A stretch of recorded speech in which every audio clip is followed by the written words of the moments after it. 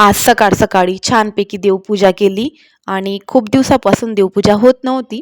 कारण आम्हाला सुतक सुतक चाललं होतं आणि आज सकाळी देवपूजा केली तर खूप छान वाटलं. घर पण असं प्रसन्न वाटत होतं. आणि आज आमच्या साहेबांना सुट्टी होती आणि आज आम्हाला जायचं होतं बाहेर. तर पटापट सगळे कामं आवरले आणि माझी तयारी बाकी होती. तर आमचे साहेब बोलले की त्यांना थोडं काम होतं बाहेर, तर मी बाहेर जाऊन येतो. तोपर्यंत तू तयारी करून ठेव. आणि ते अधीराला पण घेऊन गेले होते. तर मी मस्तपैकी तयार झाली आणि त्यांना यायला खूप उशीर होऊन गेला. 12 वाजले होते त्यांना यायला, 12 पावणे 12. आणि बाहेर तर खूप ऊन आहे. आता खूप ऊन पडायला लागलेलं आहे.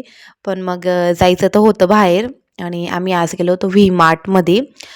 तिथे मला थोडे कपडे घ्यायचे होते. तर मी कपड्यांची शॉपिंग केली. त्याच्यानंतर अधीरालाही 3 ड्रेस घेतले. आणि आमचे साहेब काही जास्त शॉपिंग करत नाही. मी त्यांना खूप फोर्स केलं, घ्या घ्या कपडे म्हणून. पण मग त्यांनी एक पण ड्रेस नाही घेतला. मी 2 टी-शर्ट चूज केले होते त्यांच्यासाठी, पण त्यांनी ते पण रिटर्न करून दिले. त्याच्यानंतर व्ही मार्टमध्येच थोड्या घरासाठी वस्तू घेतल्या मी. आणि दरवेळेस आमचे साहेब मला म्हणतात की नको, काही घेऊ नको, काही घेऊ नको. पण यावेळेस ते मला स्वतःहून घेऊन आले आणि बोलले की तुला काय घ्यायचं आहे ते घेऊन घे असं.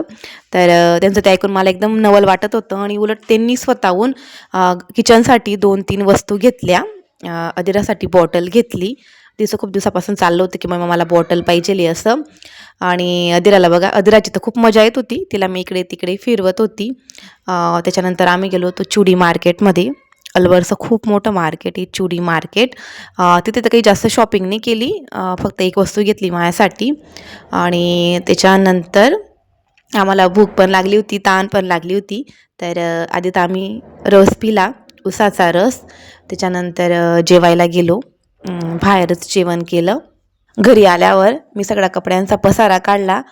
घेताना तर मी बघत असते, पण घरी आल्यानंतर जोपर्यंत बघत नाही मी काय काय वस्तू घेतलेली आहे, तोपर्यंत काही मला चेन पडत नाही. तर सगळ्या वस्तू पाहिल्या. आणि रात्री काही जास्त भूक नव्हती, त्याच्यामुळे सँडविच बनवलं होतं. आणि हे बेसन पीठ आहे, त्याच्यामध्ये कांदा, हिरवी मिरची आणि कोथिंबीर कट करून टाकलेली आहे. याला लावून आपण तळू पण शकतो, पण आम्हाला तिघींना खोकला येतो आहे. त्याच्यामुळे न तळता मी असंच तव्यावर तूप टाकून त्यांना दोघी साईडनी शेकून घेतलेलं आहे. आणि असे पण ना खूप टेस्टी लागतात. तर असा होता आमचा आजचा दिवस. तर चला मग बाय.